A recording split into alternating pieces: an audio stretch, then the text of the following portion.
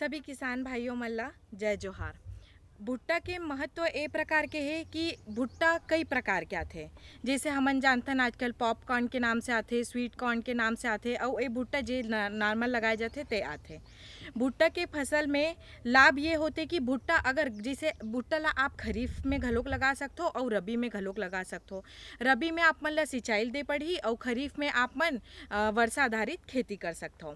भुट्टा ला आप चारे के फसल में भी ले सकते हो। अगर भुट्टा के फसल में नुकसान होवत है और भुट्टा आप मन के भुट्टा नहीं जम पावत है तो ओला आप मन चारा के रूप में भी उपयोग कर सकते हो। तो ए प्रकार से भुट्टा के अगर नुकसान भी होते, भुट्टा नहीं फरे तब हो ओकर पेड़ के बहुत महत्व है।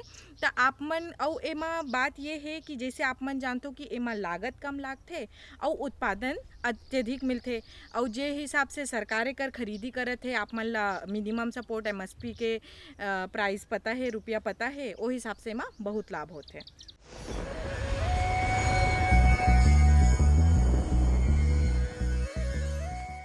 आज तो वसूली करके ही जाऊंगा। घनश्याम, अरे ओ घनश्याम। वो तो स्कूल गए हैं। स्कूल गया है।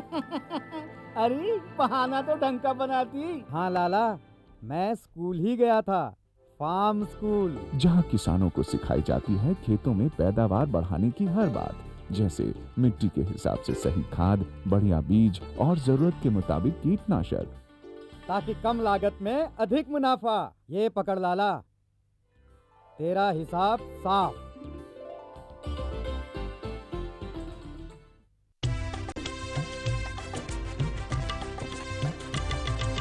सहकारिता के बल पर विकास के लिए उठे कदम, जन सहकार की ताकत लेकर आगे बढ़ते जाएं हम। जन जन ने इस क्रांति में है विश्वास जगाया, हम सब ने मिलकर विकास का परचम है फहराया।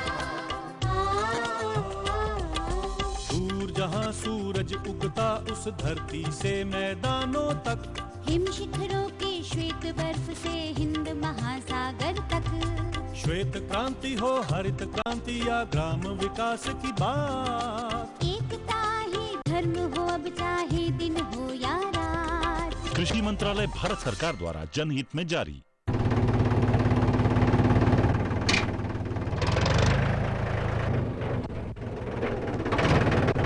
अरे हरकू वाह, बीज, कीटनाशक और आज खाद भी। अरे इतना खर्चा कहाँ से? अरे खर्च की चिंता किसे है, मेरे पास है ये किसान क्रेडिट कार्ड। कार्ड? अरे बैंकों द्वारा जारी इस कार्ड से किसान उसकी सीमा तक की रकम कभी भी बैंक से निकलवा सकता है और खेती बाड़ी की सामग्री कभी भी खरीद सकता है। तो हरकू भैया एक कार्ड मेरे लिए भी। किसान क्रेडिट कार्ड के लिए नजदीकी बैंक से संपर्क करें और पाएं ढेर सारे लाभ।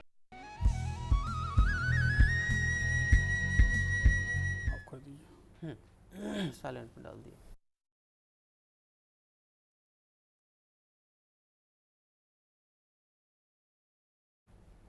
कृषि दर्शन के देखिया जम्मू संगवारी हो, राम राम जय जोहार। संगवारी हो सजीव फोन इन में आप मन के स्वागत है। दलहन तिलहन संगवारी हो अपन पौष्टिकता के गुण पर जाने जाते। एक संगे संग दाल में संगवारी हो फाइबर, एंटीऑक्सीडेंट और कई प्रकार के खनिज उचित मात्रा में रही। एक संगे संग आप मन सुने हो संगवारी हो कि डॉक्टर बीमार आदमी मन ला कहते कि दाल पानी पिलावेला, यानी कि दाल प्रोटीन के घलोक एक अच्छा स्रोत है। और हमार किसान भाई मन ला दलहन तिलहन के खेती में घलोक बढ़िया फायदा हवे। तो संगवारी हो आज हमन जानबो कि धान के बदला दलहन तिलहन एवं लघु धान्य के फसल विस्तार के विषय में। अब ये विषय में ढेर कन चर्चा करे बर आज हमारे संग में हमारे विशेषज्ञ है श्री गयाराम जी, संभागीय संयुक्त संचालक कृषि विभाग ले। हमारे कार्यक्रम में आपके बहुत बहुत स्वागत है। और जिसे हमारे संगवारी भाई मन के फोन आवा एक ले पहली हमन जानना चाहबो कि धान के बदला में दलहन तिलहन और लघु धान्य फसल जो लेवत हन हमन एकर का महत्व है, का फायदा है?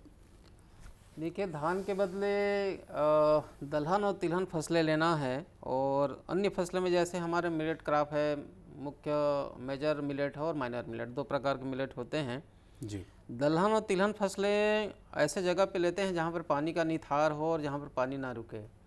और इसमें क्या होता है, अगर हम ऐसी ज़मीन पे लेते हैं धान के बदले अन्य फसल, धान मतलब ऐसे जगह पे लेना है हमको धान के बदले में जहाँ पर धान बोते हैं लेकिन धान का अपेक्षित उत्पादन नहीं मिलता है और वह लाभकारी नहीं होता है। धान तो बो देते हैं सिंचित क्षेत्र में, खासकर से जहाँ सिंचित एरिया है और जहाँ पानी भरता है वहाँ तो किसान दलहन तिलहन नहीं लेता है क्योंकि पानी भरता है, वहाँ होता भी नहीं है जी। लेकिन ऐसे जगह है, टिकरा ज़मीन है, भाटा टिकरा ज़मीन है या माटैसी ज़मीन है जहाँ पानी का निथार होता है, ऐसे ज़मीन पे हम दलहन और तिलहन, दलहन में जैसे खरीफ की फसल में है अरहर है, उड़द है, मूंग है, और तिलहनी फसल में मूंगफली और तिल की, ये जो मुख्य जो 5 फसलें हैं इसको किसान टिकरा ज़मीन पे, भाटा ज़मीन पे लेते हैं जहाँ पर धान का बोना लाभकारी नहीं होता। धान बोते भी हैं तो पानी कम उनको मिलता है और पर्याप्त पानी नहीं होने से उनको लाभ भी मिलता है, धान अपेक्षित उत्पादन नहीं मिलता है। ऐसे ज़मीन पे अगर हम दलहन और तिलहनी फसलों को लेते हैं तो हमको लागत भी कम आता है और कम पानी में उत्पादन भी अच्छा देता है। तो विभाग का भी कहना है और हमारे कृषि विश्वविद्यालय के वैज्ञानिकों का भी कहना है, किसानों को सलाह है कि धान जहाँ पर बोते हैं वहाँ टिकरा भाटा ज़मीन में अपेक्षित उत्पादन नहीं मिलता है, ऐसे ज़मीन पर हम दलहन तिलहन और मक्का की फसलें लेते हैं, लघुदानी फसलें लेते हैं जैसे अपना कोदो है, कुटकी रागी है, तो हमको पर्याप्त उत्पादन भी मिलता है और कम समय में हमको उचित लाभ भी मिलता है। तो ये फसलें हैं जिसको हम खरीफ में प्रोत्साहित कर सकते हैं किसानों को। जी, जिसे आप बताए हो और कि प्रोत्साहन के बात करें हैं तो हमारे जिन सरकार है वो धान के बदला में अगर दलहन तिलहन या लघुधन के फसल लगाते उन्हें प्रोत्साहन देवर कोई प्रकार की योजना घलोक चलाते का? देखिए, प्रोत्साहन के लिए धान के बदले जो अन्य फसल है जैसे है दलहन है, तिलहन है, मक्का है, लघुधान्य है, इसको प्रोत्साहन के लिए राज्य सरकार के द्वारा और केंद्र शासन दोनों के द्वारा इसको प्रोत्साहित किया जा रहा है ताकि किसान भाई इसको दलहन तिलहन के क्षेत्र में बढ़ा दें। लगातार धान के बदले धान बोने से या ऐसे जगह पे हम धान बो देते हैं जहाँ धान का उत्पादन अच्छे से नहीं होता है। तो राज्य शासन के द्वारा धान के बदले अन्य फसल को प्रोत्साहन के लिए हमारी जी योजना है, एक तो राजीव गांधी किसान योजना है जिसके माध्यम से हम किसानों को दलहन, जिस रकबे में पिछले साल धान बोया है, जो गिरदावली में धान उसमें अंकित है, अगर उसके जो दर्ज है अगर उस रकबे के परिवर्तित करके किसान इसमें दलहन तिलहन या फिर अन्य साग सब्जी की फसल या उद्यानिकी की फसल बोता है, प्लांटेशन करता है, तो उसको इनपुट सब्सिडी के रूप में 10,000 रुपये राज्य शासन द्वारा दी जा रही है। अच्छा। एक तो ये प्रोत्साहन हो गया। दूसरा ये कि विभागीय जो योजनाएं चलती हैं धान के बदले अन्य क्षेत्र विस्तार के लिए, तो हम प्रदर्शन भी देते हैं और केंद्र सरकार के द्वारा राष्ट्रीय खाद्य सुरक्षा मिशन दलहन के नाम से, तिलहन के नाम से ये योजना चलती है जिसके माध्यम से हम किसानों को प्रमाणित बीज भंडारण पर उपलब्ध कराते हैं और वहाँ पर सूक्ष्म तत्व भी देते हैं, प्रदर्शन भी देते हैं, प्रशिक्षण भी देते हैं, मतलब तमाम प्रकार की सुविधाएं हम किसानों को इसके दलहन और तिलहन के प्रोत्साहन और क्षेत्र विस्तार के लिए देते हैं ताकि ये फसल को क्षेत्र विस्तार हो। दूसरा क्या है, मार्केटिंग की भी व्यवस्था। जैसे छत्तीसगढ़ सरकार ने पिछले साल दलहन फसलों की खरीदी, खासकर से अरहर उड़द मूंग की खरीदी के लिए समर्थन मूल्य घोषित किया ताकि किसानों को बेचने की दिक्कत ना हो और समर्थन मूल्य पे खरीदी के लिए मार्केट को एजेंसी बनाएगा और किसानों ने बेचा भी।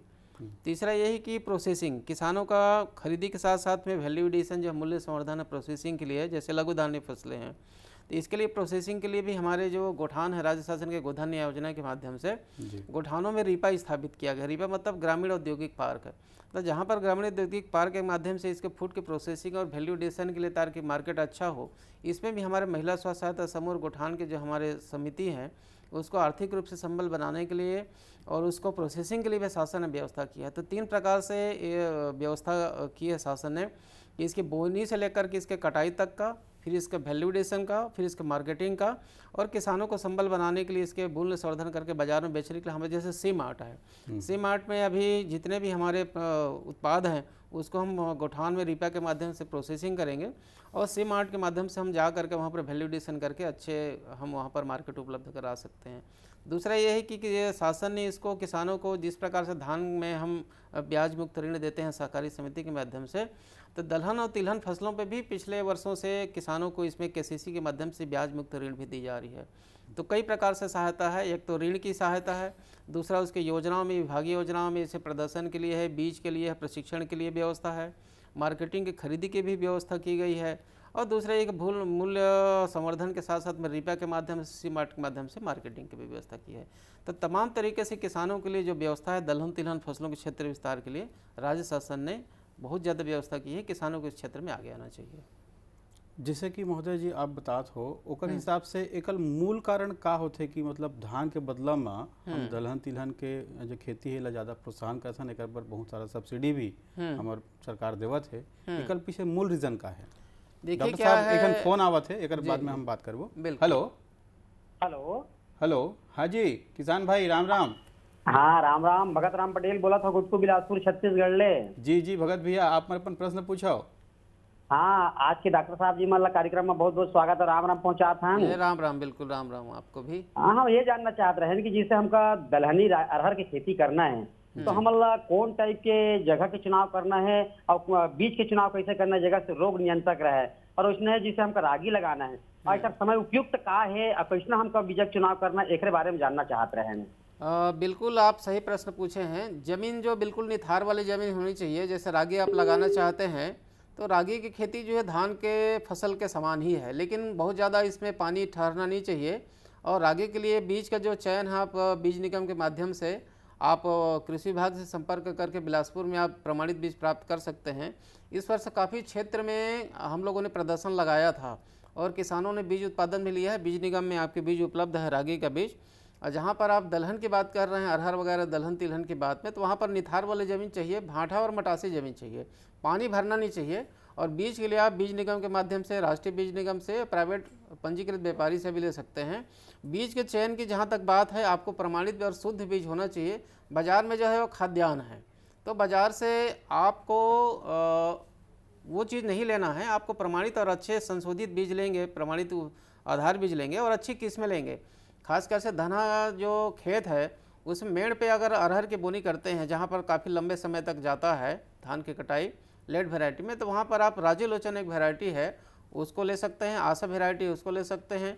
और जहाँ पर रागी की बात है तो आपके इंदिरा गांधी कृषि विश्वविद्यालय से जो निकली हुई वैरायटी है और बहुत सारी वैरायटी है जिसको आप बीज के रूप में चयन कर सकते हैं। तो अच्छा प्रमाणित और शुद्ध बीज होना चाहिए और ज़मीन तो आपका निथार वाली ज़मीन में पानी भरना नहीं चाहिए। तो ये दो चीज़ों को ख्याल रख सकते हैं जी। और जैसे हम गोट बात करते हैं कि मूल कारण इसे का है जेकर बदला में मतलब इतना हमार भारत सरकार है दलहन तिलहन में सब्सिडी दे। देखिए मूल कारण ये है कि हम धान में और दलहनी जो हमारा खाद्यान्न है उसमें हम तो आत्मनिर्भर हो गए हैं जी, लेकिन हमको खाने के लिए अनाज के साथ साथ में दलहन और तिलहन की भी आवश्यकता होती है जी। तो आज अगर हम पुराने समय में देखेंगे तो हमारे जो किसान भाई थे एक आत्मनिर्भर थे। घर में गुड़ भी होता था, गन्ना भी होता था, दलहन भी होता था, तिलहन भी होता था। लेकिन अब जैसे जैसे समय बदलते गया हमारा खाद्यान्न के क्षेत्र में हमारा उत्पादन काफ़ी बढ़ते गया, आज हम काफ़ी अच्छी स्थिति में हैं। तो हर व्यक्ति को घर में अगर दलहन के खाद्यान्न के साथ साथ में दलहन भी हो जाए, तिलहन भी हो जाए तो उसको पैसा भी बचेगा। और मार्केट में आप देखेंगे दलहन के जो रेट है 100 रुपया, अरहर दाल की कीमत है 100 रुपया, 110 रुपया। और किसान अगर क्षेत्र में घर में ही अगर दलहन तिलहन को उत्पादन कर ले तो उसका पैसा भी बचेगा और एक क्या कहना चाहिए कि राष्ट्रीय मनी भी बचेगा। तो घर में आत्मनिर्भर ही होगा और घर की उसकी आवश्यकता की पूर्ति होगी। तो निश्चित रूप से अनाज के साथ साथ में उसको दलहन और तिलहन भी चाहिए। तो किसानों को ज़मीन के उपयोगिता के अनुसार से जहाँ जैसी ज़मीन है, जहाँ जिस फसल के लिए उपयुक्त है उस हिसाब से किसान को दलहन और तिलहन भी उत्पादन करना चाहिए। बहुत सुघर बात ला बता हो आप। अब जैसे हम बात करते हैं हमारे छत्तीसगढ़ के जलवायु के, जेमा हम 3 भाग में हमारे छत्तीसगढ़ ला बांटथन। कौन कौन से जगह में का अच्छा ढंग से उपज सकते हैं, चाहे हम दलहन तिलहन के बात करें चाहे हम लघु धान के फसल के बात करें। बिल्कुल कौन किसान है कैसन ढंग के काम ला अच्छे से कर सकते हैं। देखिए हमारा जो छत्तीसगढ़ का कृषि जलवायु क्षेत्र है वो 3 प्रकार से विभागों में विभाजित हुआ है। जैसे आप शुरुआत करें कि नार्दर्न हिली जोन है, जैसे अपना जसपुर है, अंबिकापुर है, उत्तरी जो हिली क्षेत्र है उसमें कोरिया है, बलरामपुर है, मतलब सरगुजा संभाग के ज़िले हैं। और बीच में हमारा मैदानी क्षेत्र है जिसमें बिलासपुर और रायपुर संभाग के ज़िले आते हैं, दुर्ग संभाग भी आते हैं। जी बिल्कुल। और उसके बाद में बस्तर का पठार है जिसमें बस्तर संभाग के सभी ज़िले आते हैं। तो हमारा जो उत्तरी पहाड़ी क्षेत्र है जैसे नार्दर्न हिली जोन से अंबिकापुर का एरिया है, तो वहाँ पर हम मक्का की खेती जो है और हमारा लघु धान्य है, कोदो कुटकी रागी की जो फसलें हैं वो काफ़ी अच्छे वहाँ पर उत्पादन देता है।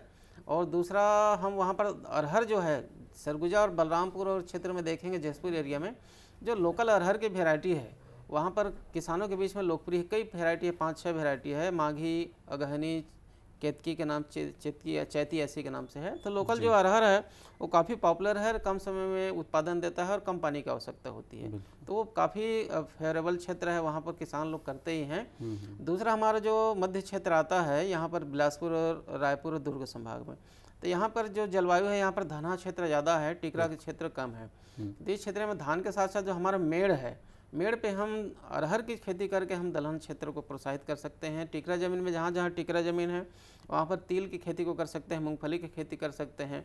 और हमारा जो टिकरा ज़मीन है जैसे हमारे रायपुर संभाग में देखेंगे तो गरियाबंद जिला है और यहाँ पर धमतरी ज़िले हैं और महासमुंद जिले हैं, तो वहाँ पर किसान लोग रागी की खेती को काफ़ी समर में ग्रीष्मकालीन में काफ़ी अच्छे ढंग से इस साल किए हैं। तो जहाँ जहाँ में टिकरा ज़मीन है वहाँ पर मूँगफली, और जैसे रायगढ़ में काफ़ी अच्छे क्षेत्र में समर में मूंगफली लेते हैं किसान लोग, तो और खरीफ में भी लेते हैं। तो रिवर बेड कल्टीवेशन, रिवर के जो नदी बही उसके ऊपर जो कछारी ज़मीन है किसान लोग काफ़ी मूंगफली लेते हैं।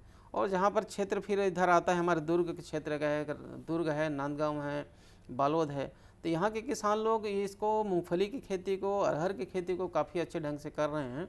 और बस्तर के पठार जो है, जो हमारा कांकेर जो ज़िला है, कांकेर है, पखानजूर का एरिया है, पखानजूर जो एरिया है वहाँ मक्का की खेती बहुत अच्छे ढंग से किसान लोग कर रहे हैं। और कोंडागांव में तो हमारा इसका प्रोसेसिंग सेंटर भी है।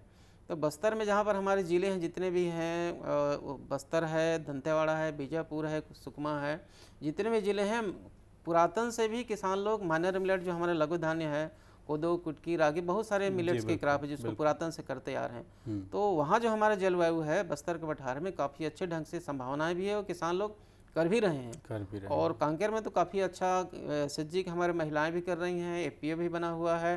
तो इस क्षेत्र में मक्का की खेती और माइनर मिलेट्स की खेती में हमारा बस्तर जो है काफ़ी फेवरेबल है। और ऐसे कहे भी जाते हैं कि अन्य फसल के अपेक्षा दलहन तिलहन के जो खेती है उसमें खर्च कम आते। हाँ, हम कैसे समझ जा सकते हैं हमारे किसान भाई मन? देखिए, लागत में जहाँ पर देखा जाए तो कीड़ी बीमारी भी बहुत कम लगते हैं, हमको पानी की आवश्यकता कम होती है।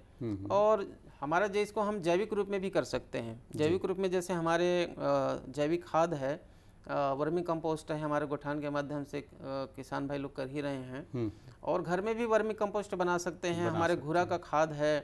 और देखेंगे कि जैविक जो फर्टिलाइज़र है, माइक्रो जो फर्टिलाइज़र है हमारा जैविक रूप में, जैसे राइजोबियम कल्चर से हम ट्रीट करते हैं, PSB कल्चर से ट्रीट करते हैं और माइक्रो न्यूट्रिएंट्स से भी करते हैं। तो इसमें क्या है, इस प्रकार से हम इसको जैविक रूप में करते हैं या फिर हम इसमें खाद कम डालते हैं, तो हमको इसमें जो प्रति एकड़ या प्रति यूनिट जो लागत है वो कम आता है। और देख रेख जो एक बार अगर लगा दिए तो देख रेख की भी आवश्यकता भी कम होती है, बस कीड़े बीमारी भी बहुत कम आते हैं। तो देखा जाए कि जो खर्चे हैं धान के या फिर अन्य फसलों के अलावा दलहनी और तिलहनी फसलों में कम खर्चे आते हैं। क्या दूसरा क्या है, ड्यूरेशन भी कम होता है। जैसे उड़द की फसल लेंगे तो उड़द की फसल मुश्किल से 70-75 या मैक्सिमम 90 दिन का होता है, 3 महीने की फसल होती है। लेकिन उड़द के मार्केट को देखेंगे, मार्केट वैल्यू में इसके जो बाज़ार में जो कीमत है वो बहुत ज़्यादा है। 100 रुपया उड़द की कीमत है जो बाज़ार में। तो उत्पादन तो है ही, उत्पादन की अपेक्षा उसमें जो लागत है और उसके प्रोडक्शन के उसको निकालेंगे कि कितना उसमें आउटपुट निकला, तो नेट प्रॉफिट जो होता है वो ज़्यादा होता है, कम समय में मिलता है। और दूसरा क्या है, फसल चक्र भी कर सकते हैं। अगर जल्दी अगर फसल कट जाता है तो हम दूसरे फसल भी ले सकते हैं। ये क्या है, पानी भी कम लगता है और हमको जो लागत है फर्टिलाइज़र का, पेस्टिसाइड के कम लगता है। तो कुल मिलाकर ओवरऑल क्या है, इसमें लागत कम लगता है। तो किसान को ज़मीन के हिसाब से जहाँ उसकी उपयुक्तता है वहाँ उसकी खेती कर सकते हैं। और दलहन तिलहन के खेती ला विशेषज्ञ महोदय ये कहे जाते हैं कि यह भूमि सुधार के लोग काम करते। निश्चित रूप से एला थोड़ा हमारे संगवारी में भूमि सुधार इस प्रकार से कि जो हमारे दलहनी तिलहनी फसलों के जो जड़ होती हैं उसमें राइजोबियम जो हमारे जीवाणु है उसके नोडुल से होते हैं। वो क्या करते हैं कि पर्यावरण से हमारे जो नत्रजन जो होता है, 3 प्रकार के जो मुख्य पोषक तत्व होते हैं, नाइट्रोजन होता है, फास्फोरस होता है, पोटास होता है। तो नत्रजन की जो खाद है ये एटमॉस्फेयर में हमारे जो जीवाणु होते हैं जैविक रूप से वो उसके नोडल्स होते हैं, छोटी छोटी गठाने होती हैं उनकी जड़ों में। जैसे मूंगफली में देखेंगे या उड़द मूंग में देखें, जितने भी जैविक जो हमारे दलहन तिलहन फसलों में, उसमें वो जो नोडल्स होते हैं वो पर्यावरण से हमारे एटमॉस्फेयर से नत्रजन को खींच करके पौधों को उपलब्ध कराते हैं। और पौधे तो स्वस्थ होती हैं, नत्रजन तो मिलता ही है प्राकृतिक रूप से, साथ में जब उसकी जड़ें होती हैं वो मृदा को भी उसको उपलब्ध कराते हैं, ताकि आगामी जो फसलें लेते हैं तो नत्रजन जो होता है वो अवेलेबल होता है हमारे मिट्टी का परीक्षण करा के देखेंगे तो जिस ज़मीन में हम लोबिया की फसल लेते हैं या फिर मूंगफली लेते हैं और अन्य दलहनी फसलें लेते हैं, अगर उसमें मिट्टी परीक्षण कराया जाए तो नत्रजन की जो स्थिरता है वो क्वालिटी जो है उसके कंटेंट होता है वो ज़्यादा मिलेगा। तो निश्चित रूप से एक प्रकार से इसमें हम सेविंग भी कर सकते हैं। हम नत्रजन की जो मात्रा है यूरिया वगैरह जो देते हैं वो भी इसमें कम लगता है। बिल्कुल सही बात है। ये तो बहुत सुकर बात ला बताया हो। एक संगे संग अगर हम ये कहन कि फसल के सुधार घलोक हो सकत है, फसल चक्र जिसे बोले जाते। अच्छा, अब ये बताओ कि किसान भाई मन है जब दलहन तिलहन या अन्य लघु फसल के खेती करते, जब ओमा भराई के समय आते, कई बार का होते कि फसल में मतलब दाना कम पड़ जाते। अच्छा। या ओकर समय में सही ढंग से कैसे ढंग के हम ध्यान रखन कि दाना हमर सही ढंग से बने, ओकर प्रोसेसिंग का होते? दाने बनने के लिए जहाँ तक प्रश्न है, जैसे दलहन तिलहन वगैरह फसलें हैं, जितना भी लघु धान्य फसलें हैं, खासकर से अरहर में जी, अरहर में किसानों को जब भी फूल आता है उस समय किसानों को कम से कम जो जैविक कीटनाशक हो या फिर अनुशंसित कीटनाशक हो 2 बार स्प्रे करना ही चाहिए 15 दिन के अंतराल में। क्या होता है, 2 प्रकार के उसमें लगता है कीड़े, एक पॉट बोरर होता है और दूसरा एक और कीड़े लगते हैं जो प्लूम मॉथ वगैरह होता है। तो 2 कीड़े लगते हैं जो उसको फूल के जो वो होता है क्या बोलते हैं ओवरी, उसको खा देता है। तो क्या होता है फिर उसमें दाने बनते नहीं, फल्ली बनती नहीं है। किसान क्या होता है दूर से देख करके बहुत खुश होता है कि चलो बहुत अच्छा फूल आया है, मेरा पेड़ हरा हरा दिख रहा है, लेकिन वास्तविकता में जब जा करके देखेंगे उसको फूल को खोल के देखेंगे तो छोटी छोटी इल्ली दिखेगी, इल्ली दिखती है, और फल्ली जो नया बनता है उसमें भी छेद दिखता है। तो किसान भाई को एक अनुशंसित कीटनाशक कम से कम अरहर के फसल में, खासकर से उस समय जब पकने की अवस्था आती है या फूल फल बनने का, तो बदली भी आता है, विंटर रेंज भी होते हैं जी। एक और फोन आते हैं सर जी। हेलो हेलो जी, किसान भाई। हाँ जी साहब जी। जी राम राम भैया। राम राम जय राम जी। आप मन के नाम का है, कौन गांव ले बोला था? सर मैं पंजाब से बोल रहा हूँ, हरबलाल सिंह जी। हाँ जी, मैं मूंगी और हर की दाल और मूंगी की दाल, इसके बारे में बताओ। जी जी जी बिल्कुल। सिंह साहब, अरहर की दाल और मूंग के दाल के विषय में जानना चाहते हैं। अरहर की दाल के संबंध में ये है कि आप अभी खरीफ का समय आने वाला है सरदार जी, आप और मूंग दोनों का समय अभी बस जून से शुरू हो जाएगा। आप बीज की उपलब्धता आपके पंजाब में बहुत सारे, पंजाब एग्रीकल्चर यूनिवर्सिटी है, बहुत सारे कृषि विज्ञान केंद्र है, बीज सीड कॉरपोरेशन है, डिपार्टमेंट ऑफ एग्रीकल्चर है, वहाँ से आप कांटेक्ट करके आप उसके बीज भी प्राप्त कर सकते हैं। आप इनपुट के लिए आप फर्टिलाइज़र वगैरह भी उनसे अनुशंसा प्राप्त कर सकते हैं, और सीड और फर्टिलाइज़र अवेलेबिलिटी हो जाएगी और आपको टेक्निकल गाइडलाइंस मिल जाएगा हमारे विशेषज्ञों से, तो आप अच्छे ढंग से इसकी खेती कर सकते हैं। आप लोकल वहाँ पंजाब एग्रीकल्चर यूनिवर्सिटी वगैरह होंगे जहाँ में कृषि विज्ञान केंद्र होंगे, वहाँ के वैज्ञानिकों से और हमारे कृषि विभाग के माध्यम से आप कांटेक्ट कर सकते हैं, वहाँ से आपको काफ़ी सहायता मिलेगी। आप अच्छी खेती कर सकते हैं मूंग की और अरहर की। जी महोदय जी, एक अच्छा खेती पर आजकल यांत्रिकीकरण के बहुत चलन बढ़ गए हैं। हम ये जो दलहन तिलहन की खेती है या लघु धन उपज की खेती है, एमा कौन कौन से प्रकार के यंत्र के इस्तेमाल कर सकते हैं? देखिए, मुख्य रूप से दलहन तिलहन और लघु धान्य फसलों की कृषि यांत्रिकीकरण के कोई बहुत बड़े यंत्र की आवश्यकता नहीं होती है। अगर मान लीजिए हम सीड ड्रिल से बुआई करते हैं तो हमारे ट्रैक्टर चलित सीड ड्रिल है या बैल चलित सीड ड्रिल है, उसके माध्यम से हम बुआई कर सकते हैं। दूसरा ज़रूरत पड़ती है खासकर से जैसे मूंगफली में मिट्टी चढ़ाने का काम है या फिर निदाई का काम है बीडिंग के लिए, तो उस समय हमारे हैंड हो वगैरह हैं जो छोटे अगर क्षेत्र में करते हैं तो हैंड हो के माध्यम से निदाई भी कर सकते हैं और मिट्टी भी चढ़ा सकते हैं जी। दूसरा हमारा जो एक वो होता है, क्या बोलते हैं, प्लाऊ होता है जो साइकिल व्हील हो बोलते हैं जी। हाँ महोदय जी, समय के अभाव हवे जी, आप बहुत सुघर जानकारी हमारे संगवारी भाई मला दे हो, एक बार आप लोग बहुत बहुत धन्यवाद। आपको भी बहुत बहुत धन्यवाद। संगवारी हो, आप मन भी देखे सुने कि कैसन ढंग के आप मन अपन क्षेत्र में धान के बदला में दलहन तिलहन के खेती करके बढ़िया फायदा ले सकत हबो, योजना के लाभ उठा सकत हो। संगवारी हो, अगले अंक में फेर आबो, तब तक बर जय जोहार। जय जोहार।